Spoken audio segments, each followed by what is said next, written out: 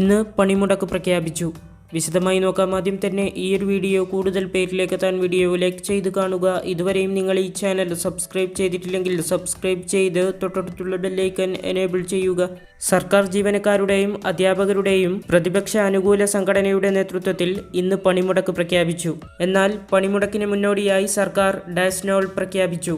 ഡാസ്നോൾ ബാധകമാകുന്നവരുടെ ഇന്നത്തെ ശമ്പളം ഫെബ്രുവരിയിലെ ശമ്പളത്തിൽ നിന്നും കുറവ് ചെയ്യും. പണിമുടക്ക് ദിവസം അനുമതിയില്ലാതെ ഹാജരാകാത്ത താൽക്കാലിക ജീവനക്കാരെ സർവീസിൽ നിന്നും നീക്കം ചെയ്യും. അടിയന്തര സാഹചര്യങ്ങളിലൊഴികെ ഒരുവിധ അവധിയും അനുവദിക്കാൻ പാടില്ല. അക്രമ പ്രവർത്തനങ്ങളിൽ ഏർപ്പെടുകയോ പൊതുമുതൽ നശിപ്പിക്കുകയോ ചെയ്യുന്ന ജീവനക്കാരെ പ്രോസിക്യൂട്ട് ചെയ്യുമെന്നും ഉത്തരവിൽ വ്യക്തമാക്കിയിട്ടുണ്ട്. സ്കൂളുകൾ പതിവ് പോലെ തുറന്നു പ്രവർത്തിക്കും. ഇത്തരത്തിൽ ഇൻഫോർമേറ്റീവായ വീഡിയോകൾക്കായി നിങ്ങൾ ഈ ചാനൽ മറക്കാതെ സബ്സ്ക്രൈബ് ചെയ്യുക. വീഡിയോ ലൈക്ക് ചെയ്യുക, ഷെയർ ചെയ്യുക.